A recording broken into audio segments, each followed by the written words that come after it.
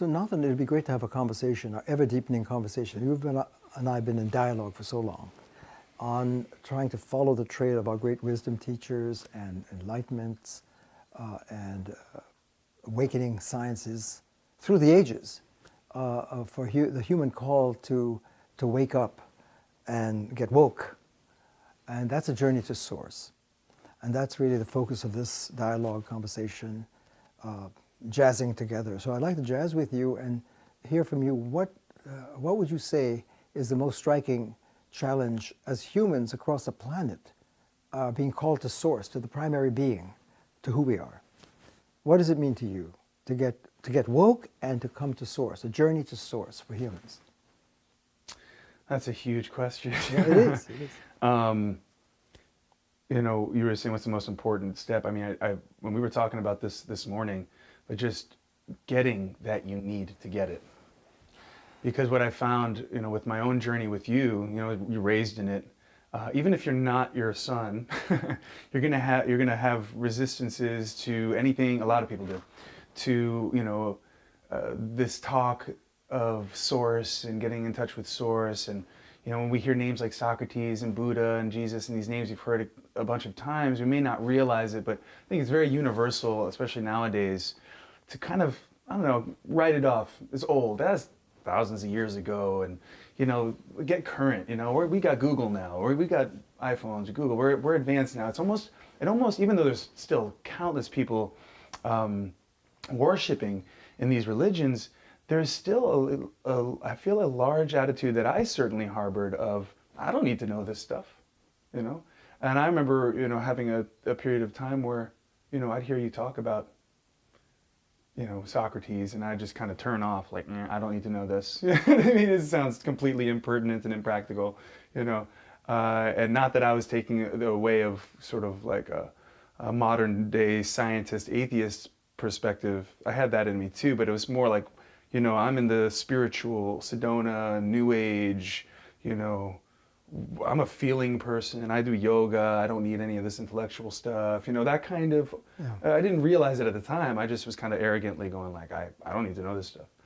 But as life continued to, you know, deliver the poundings, and I'd keep coming to you over the years and realizing, wow, you know, it took me quite some time to get over my own, you know, resistance to what you were teaching, but not to mention the fact that you're my father, you know, you're my dad, and I want to, you know, do my own thing and all that stuff. And as I got over that through my 20s and then into my 30s, and I, you know, really, like, I would even say as recently as 5-6 years ago, when I started to really go, oh, wait a second, maybe you know what you're talking about here. And I'd start to lean in to what you were sharing, what you were teaching, what I grew up with, and just kind of got used to. I started to really listen and go, oh my God, I've been so, I started to coin it ignorant arrogance, because it's arrogance afforded by my ignorance, and now realizing what I was tuning out was really powerful. So as I started to listen more and more and really understand, and you exemplify, in my view, steadiness, you know, which I have come to associate with true bliss. There's a steadiness that you hold, and it's like nothing shakes you and all that stuff. So naturally turn to you, Dad, this is going on, that's going on. Realizing over time that the philosophy was not only practical, it's the most practical of all. And starting to realize as I shift my mind, as I get woke, as the word we've been using lately to describe, as I start to understand, oh my God, when you see, if you can see, we call it activision as opposed to activism. When you see, get the activision, you start to see and understand the source science. Whoa, everything in your life shifts. You become, you know, there's a lot of talk of empowerment, get empowered, empower your life, empower your this, you know, especially in the new age, and, you know, self-help and all of these things that are very popular right now. But it's at a whole other level of empowerment that I've been experiencing and discovering as I go. And so as our conversations have deepened and I start to see, oh my gosh, this is where it's at. This is where it's at. How do we get people to see that this is where it's at? That's my passion. Help share that. What is it about the before and after when you begin to get it, and what your dad was teaching? And I would point out, it's not just your dad who's teaching it. But I'm trying to work with all the great teachers of the planet and seeing as never before that what Socrates is calling to get to the logos and what Buddha is saying to end the suffering and get woke. And Krishna is teaching the yoga to Arjuna to stop the suffering and get into the yoga zone. And Muhammad is calling surrender to God. And Moses is at the burning bush. And God is calling to Abraham to let go of Isaac. And Jesus is sacrificing, I am the way. Right? All of these great, Lao Tzu, the Tao that his name is not the Tao. Right? If you listen to the resonance of these great teachers and scriptures, there's something deep happening. They're calling us to source. Mm-hmm. Right? And I'm listening and bringing that through. So when you said what Dad is teaching, it's not Dad as Dad, but Dad as listening as a global philosopher. Mm-hmm. Global meaning listening to the great stories and seeing they're connected. Mm-hmm. And where are they connected? In the source. What source? The infinite source. Well, isn't that Yahweh? Yeah. Isn't that Allah? Yeah. Isn't it Brahman? Yeah. Isn't it Tao? Yes. Isn't it Buddha Dharma? Yes. Mm-hmm. How could those diverse names of source be the same name? Can they be? So what is it in your encounter with the teaching, even though your healthy resistance and skepticism, not just for your dad, but for Socrates and this mm-hmm. old stuff mm-hmm. Mm-hmm. in the modern age of science and technology, right. What spoke to you? That might help others to see what was a turning point. I mean, and I'm really asking that question. I have a number of ideas about what it is. I feel almost the constant exposure was part of what cracked my shell of resistance, to call it that.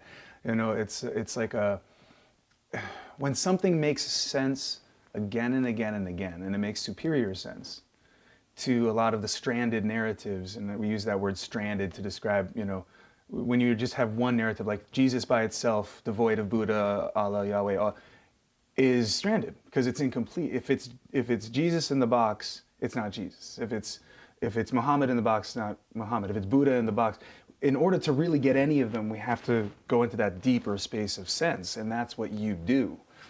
And you to just teach it or talk about it, you live it. You live that ability to connect the dots. So that's what you call it, kind of like source vision or source science, or the unum, the unum of e pluribus unum, the infinite one. That unum vision is the ability to step back from any one narrative and kind of see the big picture. And so you do that. And I think the exposure to that is largely, and of course I leaned into it after a while. I started to lean into it. I started to ask the questions. I started to realize I got to learn something here. And that's where my arrogance, I feel, I let go of that kind of arrogance. Like I know, I know better.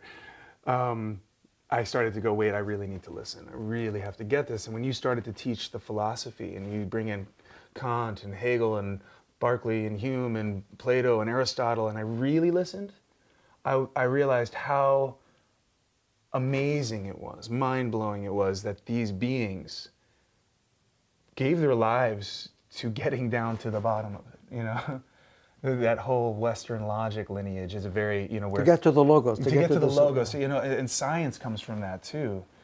Science, it was once seen that philosophy was the queen of the sciences until what we call science today, which was natural philosophy, kind of took over with empirical evidence, and it kind of did away with philosophy. Ontology, deep ontology and logic, yeah. Which was a real shame. But just to understand that lineage and go, oh my God, and the way that you connect the dots for somebody who's completely new to it, if they're listening, and here's the key point, what does it take to get to the point where one realizes they even need to listen? And I really believe people want tangible, they want pragmatic, they want practical, they want to know, how is this going to change my life? And if I had hours and hours, I'd say just how it changes your life. It's practical. It's the most practical. That's Why? That sounds weird. The most theoretical, to get woke, which is getting awakened awareness in the logos. If you could tap the logos, and what you're suggesting, and we need to talk about this now, mm-hmm. is why is it that the logos, and you said pluribus unum pluribus, the logos or the Buddha or the yoga, Om, or the Tao or the Allah, right? They all converge in some way. Mm. You're alleging or suggesting, and that's I'm saying, right? Mm-hmm. Because otherwise, why would Jesus? Millions believe Jesus is the Lord, Savior, the King of Kings, and if you believe in Jesus, you're saved. Or if you surrendered Allah, right, you're saved. Or if you could worship Yahweh, right? or get to the logos, you're saved. But those different names all seem to have a signature, I'm number one. You follow? Yes, exactly. So why would you say, it sounds arrogant to say that the believers in Jesus are stranded. Why? Because why? They didn't see, how to connect. Why should there be a dot connector? Why is anything stranded? Why is science stranded? I'm just trying to push on that a little bit, because you're right. But we have to kind of bring out, when you said unum pluribus, or that great thinkers have known that God has infinite names, right? It's not just one. Why? Because the infinite is infinite. See what I mean? So it's somehow the suggestion that logos is infinite. You can't finitize it. You can't put it in the box. If Jesus is in the box, and Jesus is the Son of Logos, the Son of God in the flesh, and you put Jesus in a box of information, then you've cut off Jesus from Jesus. Because Jesus is deeper than we thought. Jesus is global wisdom, the global word. You follow? So it was that turn from being in the mono word, the mono stage of our wording, that we didn't realize that as great as it is to have information. And so the Google age didn't start with digital. The digital came out of the Google. The Google was That's so important. the Google was going on a long time. We've been in the age of Google for 3,000 years and beyond, right? So it's the fact that we get computers to bring it out. It's precipitating, into computer technology. So we're Googlers. We're Google sapiens. We're digital minds. And we say the computer is not alive. It's not conscious. It's stranded. The computer is stranded to get to God. You can't get to yoga. You can't Google God. You can't Google Om. Why not? Because you're using a code that is cutting it off from source. So if this conversation is a journey to source, and you beautifully opened up your own personal struggle to even begin, overcome the arrogance and say, I got to listen. Right? And every human, to get woke, you got to listen. You got to get humble in that sense. And say, wow. The worldview I've been living, my story, my ID, may not be as deep as it should be. Maybe I'm stranded in my being and myself. Every Lego sapien, if you're in the Lego life, meaning mind bytes and mind bits and information digital. If we're digital sapiens, we know that we're not human. You follow? How do you get to be human? You got to get woke. What is that? Come to the Christ. Come to the yoga. Come to the Buddha. And see the block. What blocks? Talk about what. I like to massage that point about stranded, because people might not see why. If I'm a believer in Jesus or a believer in science, science got the truth, right? I could still be stranded from the most important thing in the human journey. Well, you could say that everything, the entire economy and every life being lived right now, every human life especially, is predicated upon the same exact thing. We're all trying to heal something. Something's wrong, and it might be, and our diagnosis and our approach of how to deal with it varies widely. Some people turn to spirituality. Some people turn to Jesus. Some people turn to, I'm going to get this job and this perfect job and this perfect life, or I'm going to find love, or I'm going to, just any number of things. And any given person is going to have a whole array of what they do to try to get to what? Making themselves feel better. We're all trying to make ourselves feel better. But what is that? What is that deep sense of lack that drives us towards? That's what I'd like you to bring out. Yeah, that's a stranded. Yes. People are stranded. They're cut off from themselves. Why? What's the deepest passion to get back to source? What's that? To get whole again. That's where the word heal comes from. Why did source come into this now? I mean, we were talking about, we were talking about all these infinite names. There's not going to be multiple infinites. Why? Or even many infinites. Why?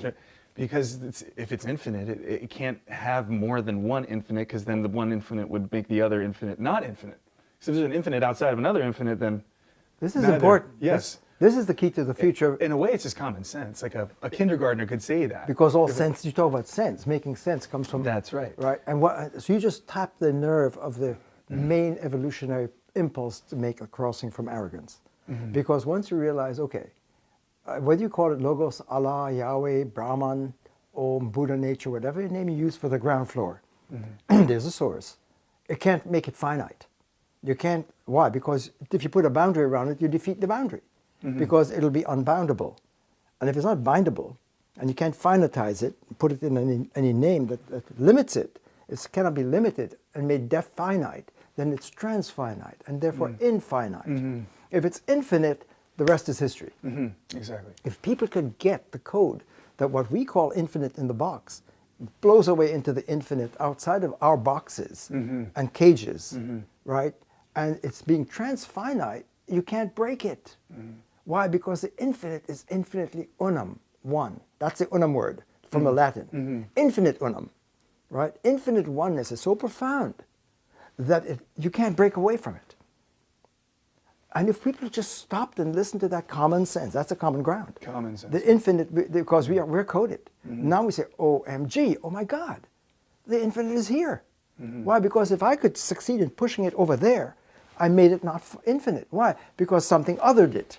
If you other the infinite, you smother the infinite. That's a very powerful. And that's what we're doing. You can't actually do it, but that's exactly the human condition, is that we're in the deep, deep practice of doing just that, othering, putting it over there, and that creates the chasm. That's the de-sourced condition. That's the key. That creates such a deep sense of fear. And so, I mean, we're trying to get security, but there's no security. And to feel good. You got it now. To feel good. Because if you're cut off from being, if reality or being, you can use God. You don't have to use God names or spirit. You don't have to spiritualize it. You just use logos as being. Being is reality. Reality is infinite. Reality is here. No one would deny that right here in this room, reality is here.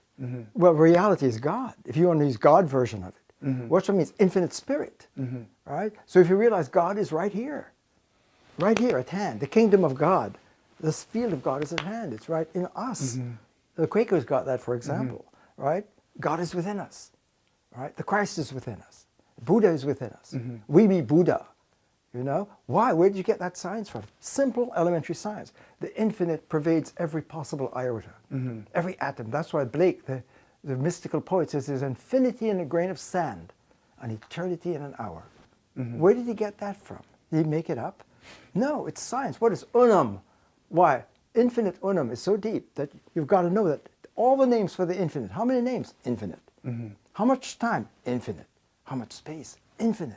How much love? Infinite. How much knowledge? Infinite. That's omniscience, all-knowing.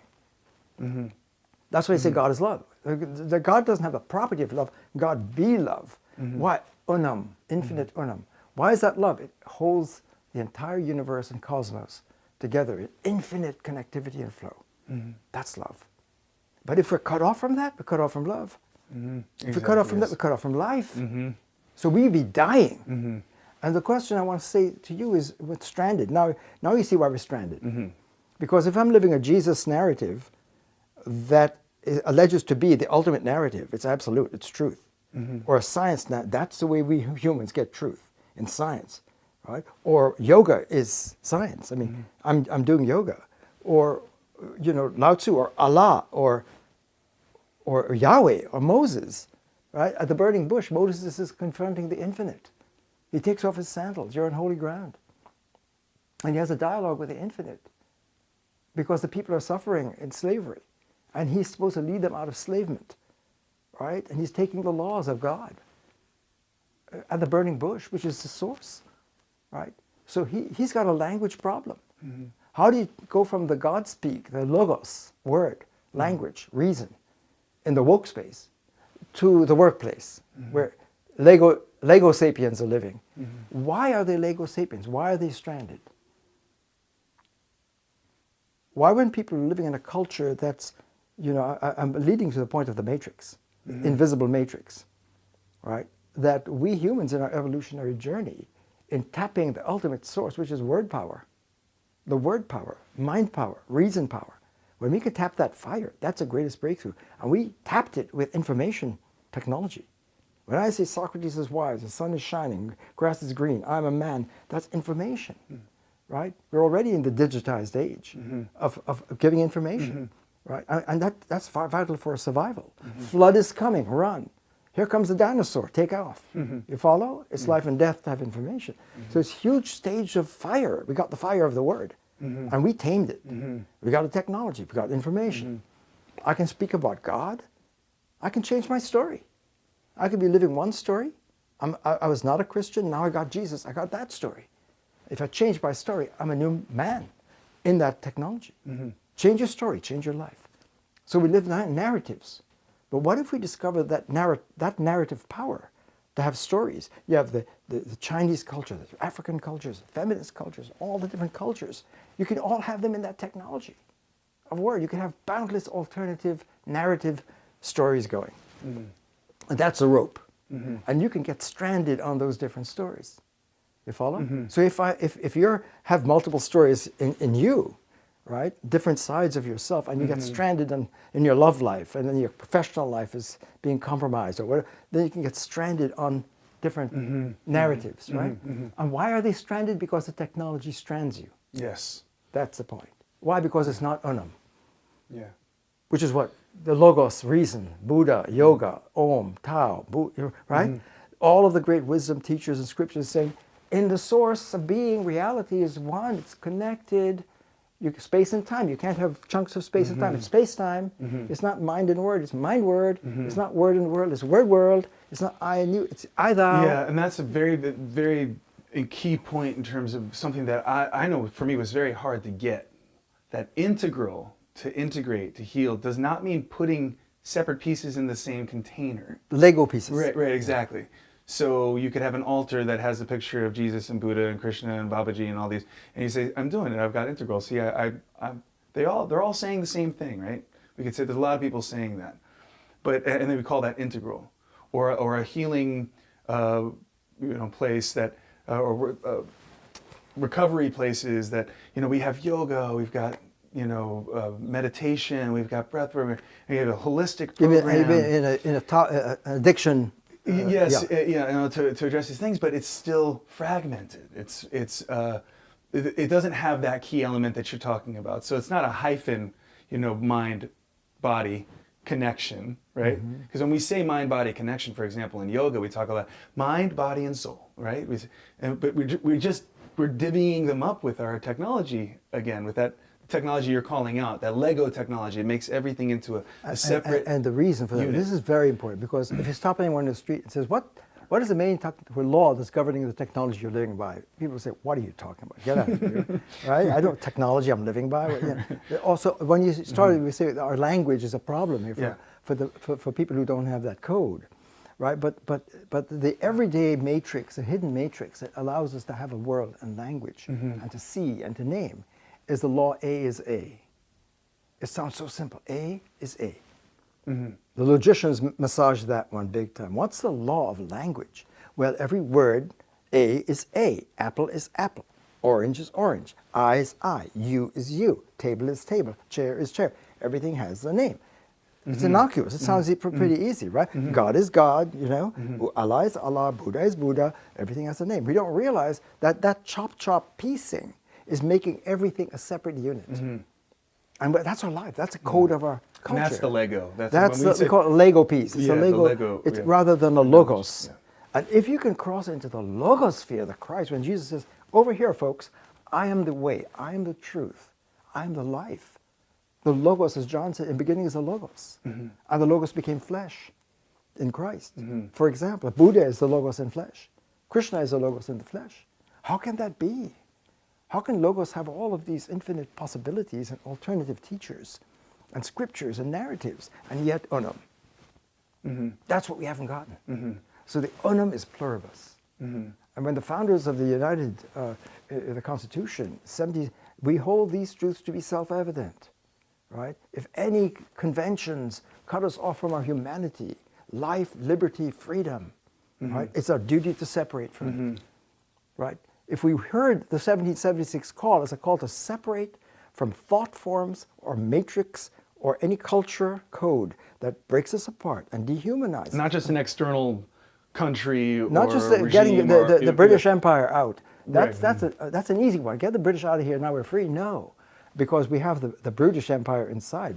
We're brutalizing ourselves with a culture code that we didn't bring into view yet.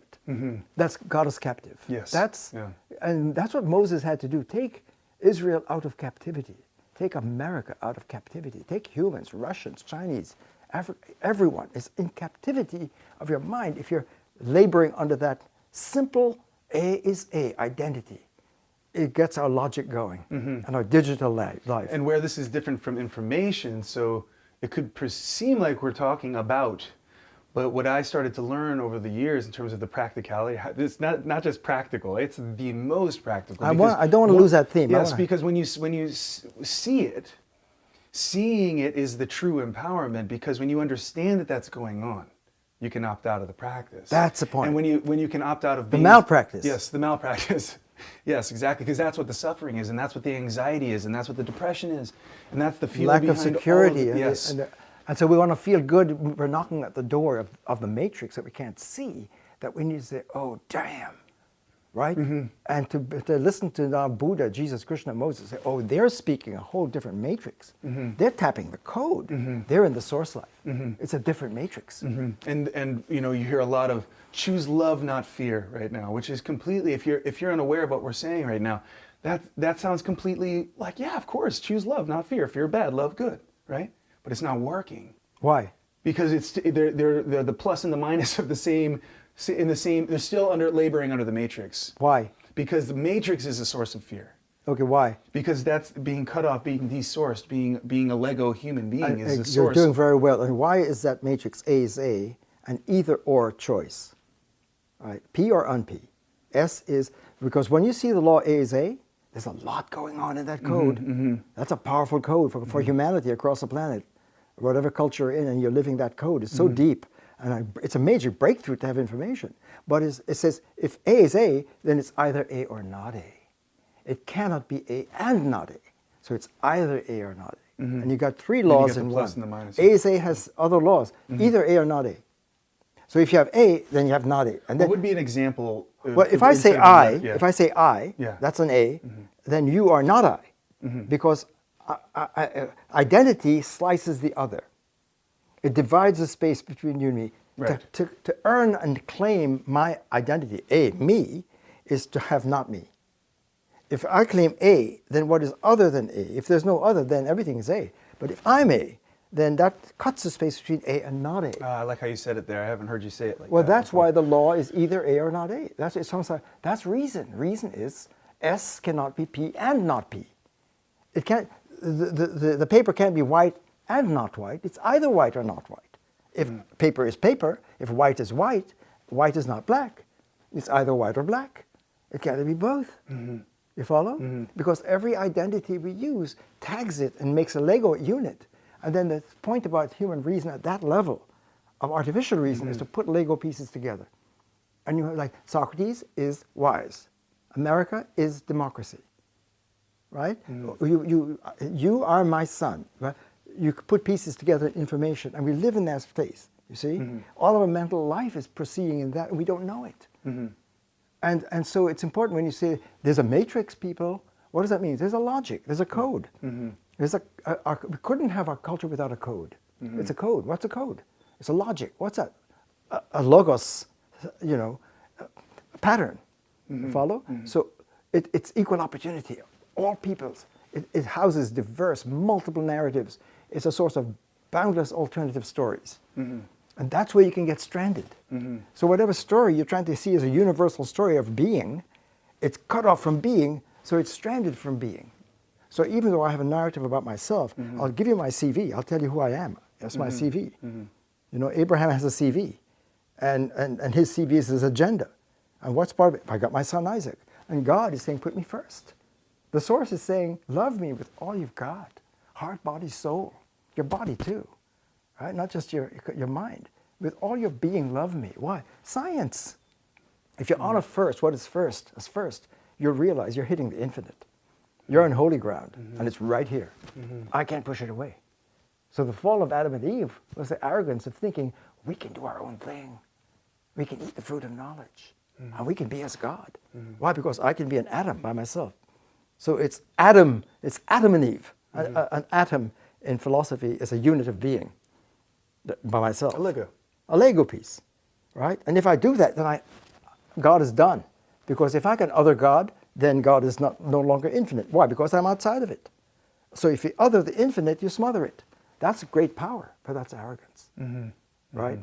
And that's where you get stranded on your own little piece of information, and then you suffer.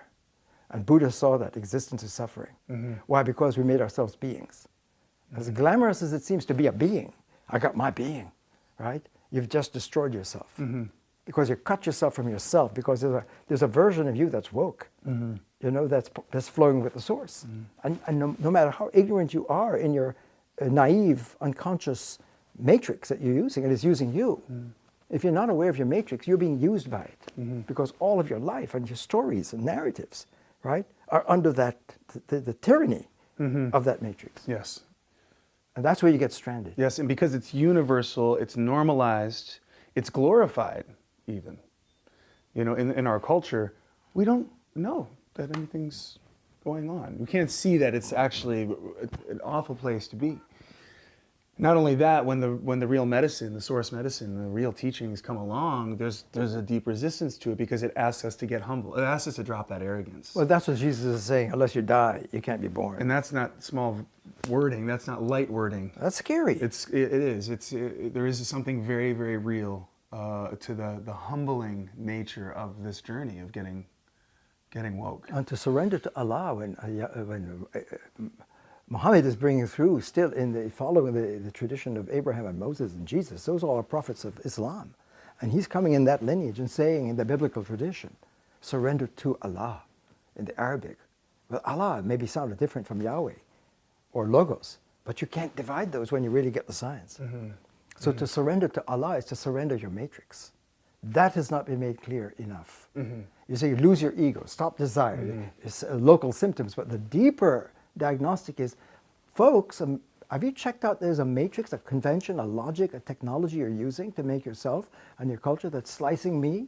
You're slicing God. You're dishonoring God, the source. It's bad science. It's not just spirituality, it's science. If you're cutting yourself off from reality and you're alleging you got real, then you're not. That's delusion. That's why all these great teachers like Buddha are saying this. People are delusional because why? They think they have reality and they're absolutizing their narrative, when in fact they're cut off by a matrix they don't see, right? And our work has been to call out that matrix. That's what our great teachers are all trying to do. And when I introduce a single bracket to say, here it goes, this is the matrix, single bracket matrix is one, and double bracket matrix makes it now clear to not confound the two in one place. So everyday people think, well, language is language. Don't tell me what A is A. Language is language. We got it. And when Buddha is speaking, he's speaking our language. When we listen to God's word, it's our language. So we take everything download it yes, to where right. we are in our stranded space. Which kills it. Which kills it. That's why Nietzsche would say God is dead and we kill it. And that's why never write the name of Yahweh. The warning, don't try to write the infinite word in our finite space. But we've been sleeping. We haven't gotten it yet. Yeah. See what I mean? So to be stranded is an awful suffering. Yes. And what we've been massaging in this conversation of the journey to source is we have to realize there's a matrix, a logic, a convention, a code, a grammar. That we're choosing. That has chosen. That's even giving too much credit. Yeah. We evolved into it. In other words, we have something to do. Buddha's axiom, we have a choice. We may not know it yet. Most of us may not even know that there is a choice. That's right. But of the matrix, we can change our mind operating process. A matrix is a mind it's how I process reality, and my mental states, and my world, and my experience is all coming out of that matrix. People don't get that because they don't have the unum power yet. If you don't have the unum logic, the unum reason, then you don't know that mind and word and I and consciousness and world and culture are all connected. We're doing something about it. Our culture seems to be given to us. I'm born into my culture. I learn the language. I know how to make sense in my language. I speak. Everyone do. We follow the same convention. And what's that? It's language. But we don't realize it's a form of language. It's an immature form of reason. And our great teachers are taking us to a higher evolution, to our source word. So when Jesus says, "I am the way. I am the truth," how can a being be the truth? Because truth for us is a sentence. Snow is white is true if snow is white. Socrates is wise if Socrates is wise. That's true. True is a true sentence, a thought. So our technology gives us, facts. Facts are true propositions, a thought. Humans die. We're mortal. It's true. It's a true sentence. How can a person be the truth? How can Buddha be the truth in the flesh? How can Krishna be the truth? Right? It's a higher language. So when you break the matrix hold on humanity, where we're trapped and we don't know it. We can't see it. It's so buried. And our job here is to call out that. It says, oh, damn, right? I didn't know that was there operating on me. My mind operating process was being operated by a matrix I didn't even know I had. And now I see, oh my God, Buddha is saying you have a choice. You don't have to be addicted to that information. That's an important word, addicted. It's the ultimate addiction. You can kick that habit. Yeah. So the wisdom, the journey to source, is to get woke about the fact that there's a matrix governing every aspect of our lives, all our culture. Lego-ized, we're in Lego land. And instead of being logo sapiens, we're Lego sapiens. We're digital entities, right, to put it crudely. And we know that computers can't think in the deep sense. It can't feel. It can't love. It cannot worship. It cannot touch God. You can't Google God. You can't Google yoga.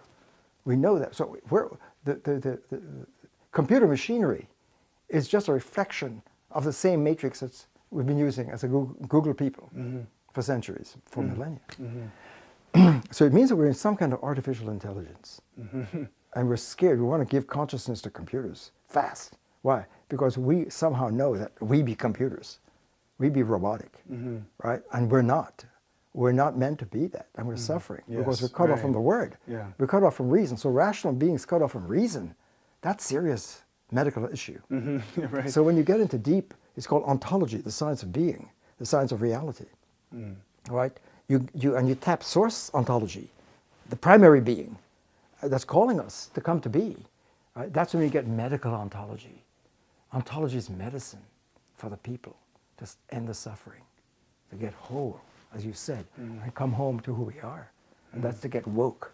So getting woke is not something you do in the single bracket unwoke matrix. You can't get mindful in the unminding. And that's exactly what's going on right now, rampantly, is because we're not getting down to the real. See, getting the source science, source vision is not just in terms of connecting Jesus, Buddha, and Lao Tzu, and all of these wisdom teachings, but also connecting all the pathologies.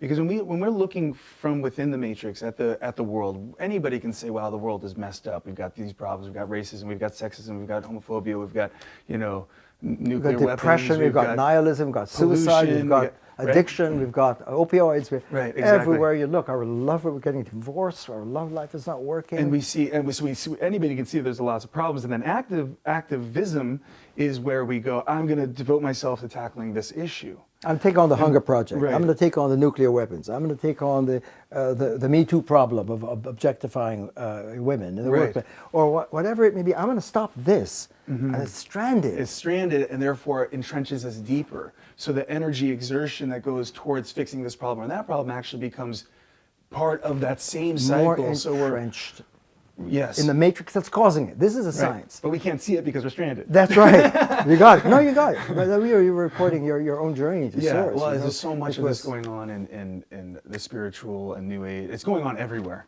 What was very clear is it's not just the last century or the last 50 years or 10 years of the greatest ingenious life coaches that are getting best-selling authors of wisdom and self-help, and they're giving that, but they're giving it unwittingly into a matrix that's causing it. And if you don't call out the matrix that we're blind to, then all of your wisdom and spirituality and worship and democracy and science is compromised. Science too, in that matrix, is cut off from truth.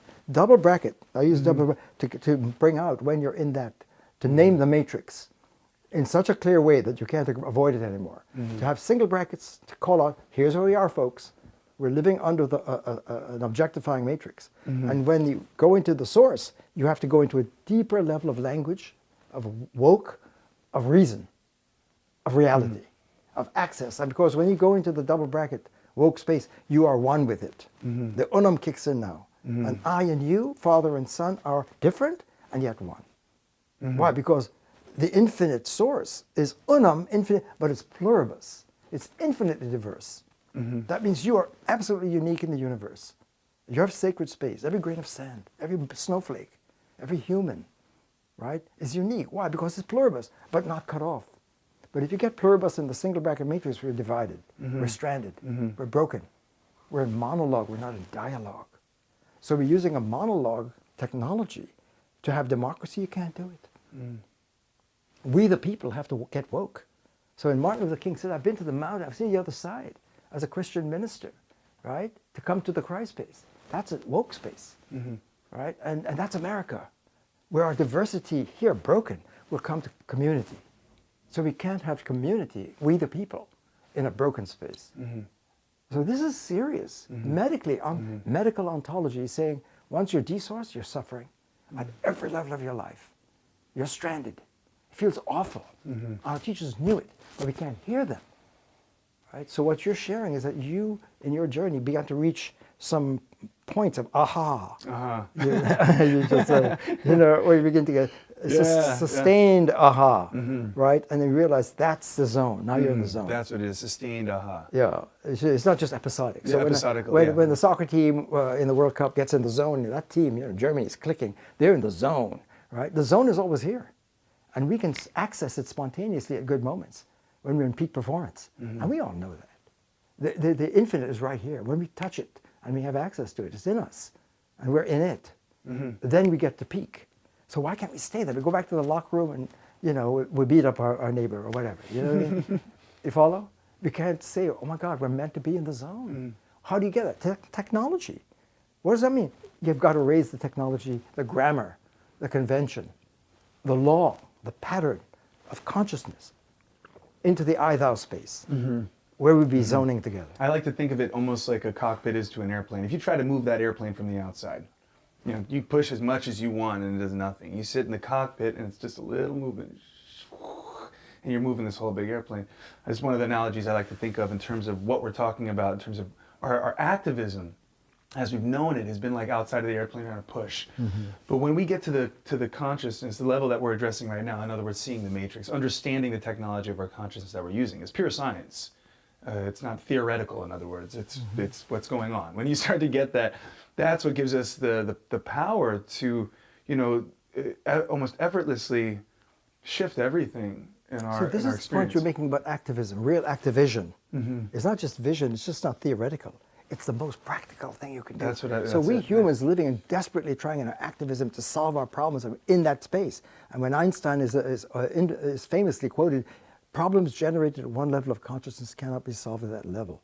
If understood in the way we're speaking, to translate that principle into source science, is that pathologies and dysfunctions created by a matrix cannot be solved within that matrix. You've got to change your matrix. Einstein didn't say that, but that's what he wanted to. But once you see, oh my God, there's a matrix shift that we better face, that our great teachers, Moses, Jesus, Buddha, Krishna, Mohammed, Socrates, are calling, get into the logos. But how do you do it? We need the technology to cross. How do you change your matrix? If you don't know it, there's no chance. So all of the best life coaches that we've got right now and self-help, if they're not even calling out the matrix and are duped by it themselves and are receiving the hits from above, from the zone, which you all can get, and translating it into the single bracket matrix language to the people, they're blowing it. That kind of activism is dead in the water.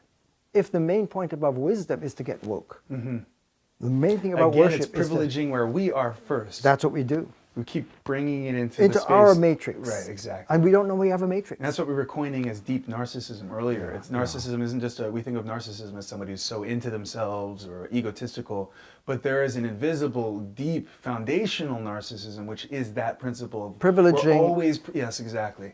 Instead of humbling up and going, wow, I have something to wake up to here that's beyond what I... That's right. So it's, again, instead of download, upgrade. That's right, and that's scary as hell. And it's scary. Because it's scary as heaven. Not just it's scary as, no, it's serious.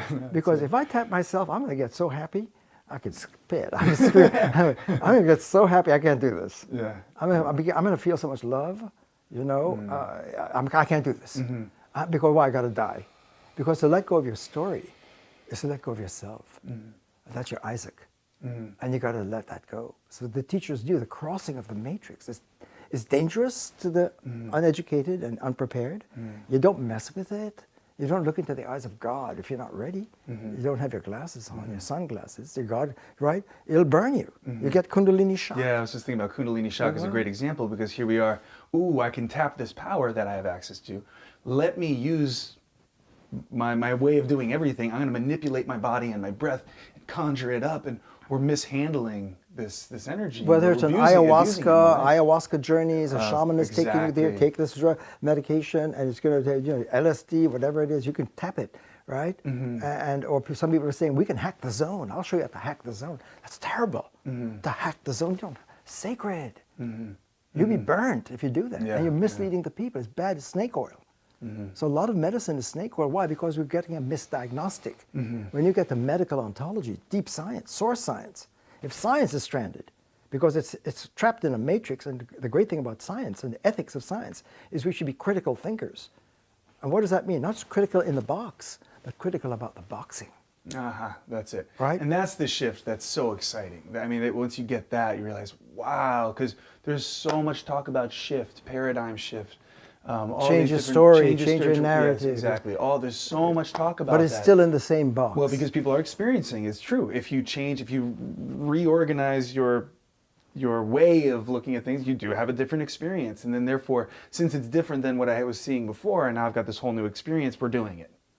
But we're still in that same space. You could always other yourself in the box. But this is exciting, because I think what people are discovering very quickly now, with how interconnected things are and how quick information is exchanged, I think people are seeing the kind of the dead-endedness of this. Of the Lego how land, many times can we shift our story in the Yeah. box to pretend like we're not in one? People are seeing the bankruptcy of the best wisdom, enlightenment teachings out there. It's happening Because really fast. calling to awakening and calling to do this or get mindful. How can you, if the single bracket matrix is an unminding, double bracket mind, it's not minding. Can you back up for a moment? Because we didn't really talk No, I about single can't. bracket, double bracket. And of course, I know what that means, but that kind of started to make its way into the conversation, the single bracket versus the double bracket. And I know that's kind of a big question, but for anyone that might be I saw joining us. as a philosopher logician, because when I started 50, 60 years ago in my journey as a philosopher, I felt a deep call to come to the universal light. I heard a voice. I felt a calling.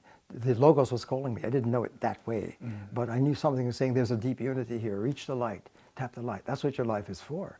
And that's been my journey as a logician. I wanted to get the laws of logic, the laws of consciousness, of thought. The deepest part of philosophy is to get to the logic. And if you get to the logic, you get to the first science, Aristotle, which is primary being. What is the science of being? Ontology. Ontos in the Greek is being, and ontos logos is the logos of being. He says that's the first science of all science, because everything is going to come out of being.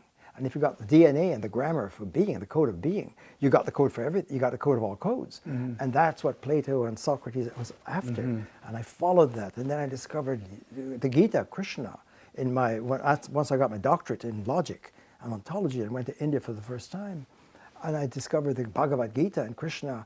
Arjuna is broken down in the Bhagavad Gita. It starts out in a tragic breakdown of Arjuna's life is cracked. He's broken in a war with his own family, and it turns to Krishna, who is the Om voice, the source voice, and his charioteer. It says, Krishna, help me. He was ready to learn. And Krishna smiled because he knew this dude is ready to make the crossing of the matrix into the Om space. So the yoga science was the technology of crossing. And then I discovered Buddha. And Buddha saw independently that the existence to suffer.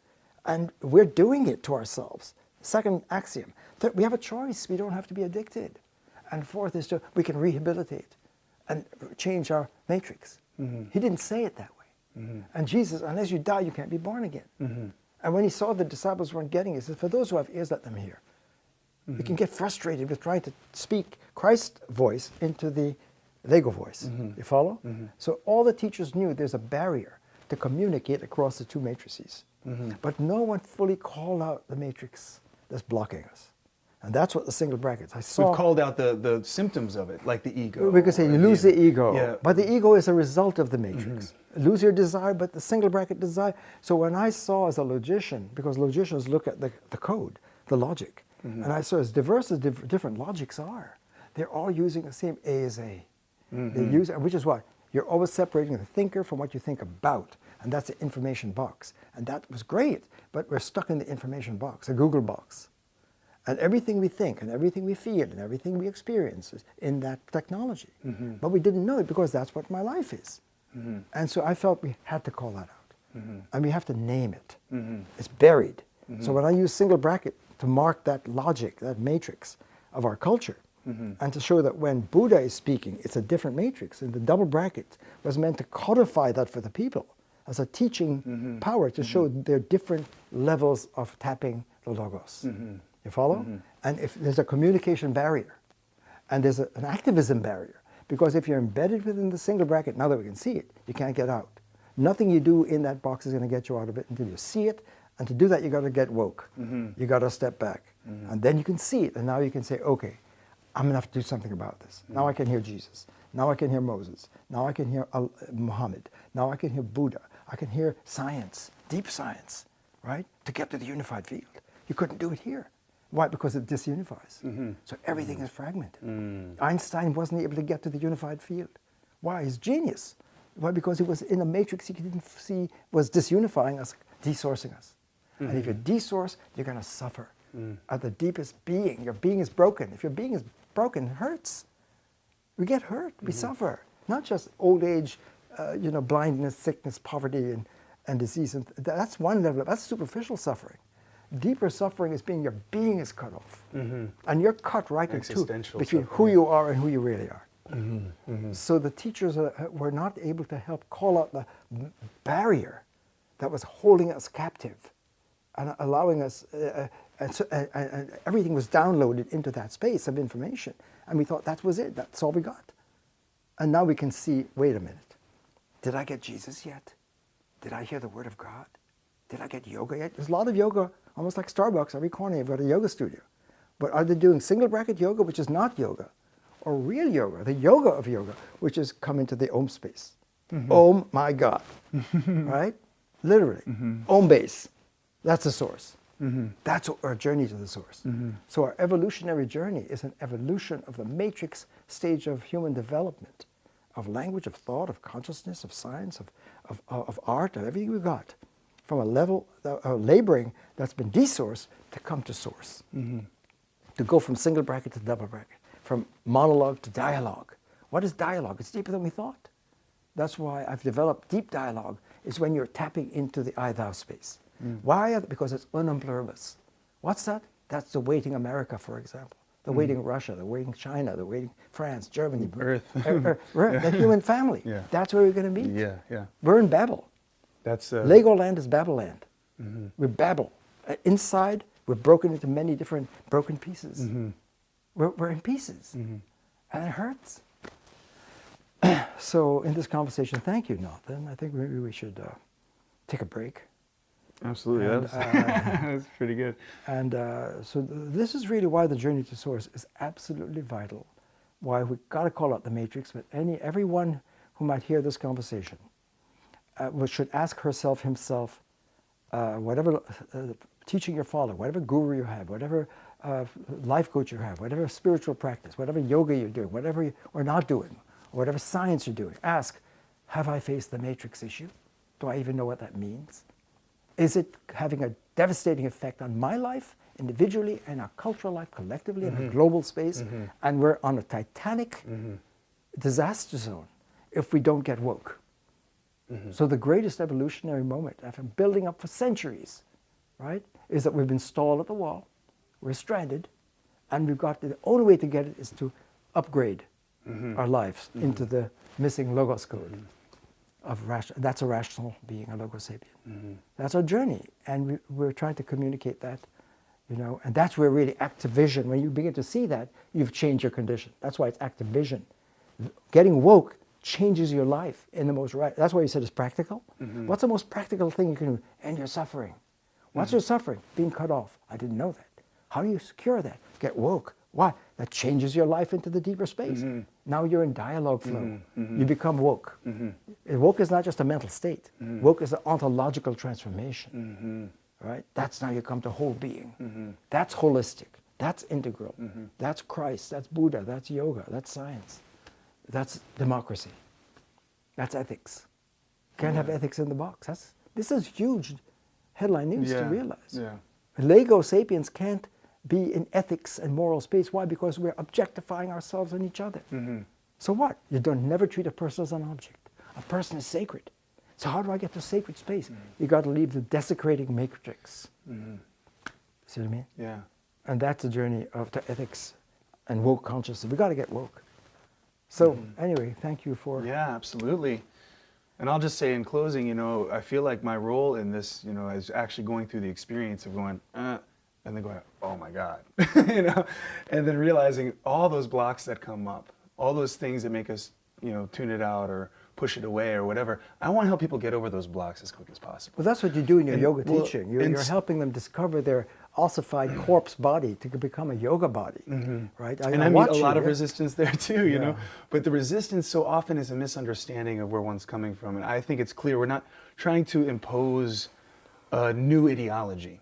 We're trying to help get out of that space of ideology altogether. Why? Where does this passion come from? Where does this excitement come from? We're experiencing the liberation from.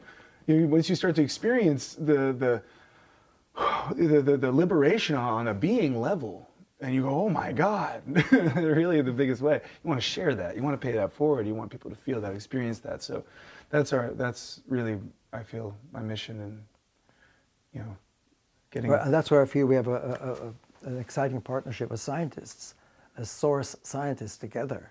It's not just father-son. It's I find you a colleague. You're one of the rare colleagues I have, because I've been very lonely.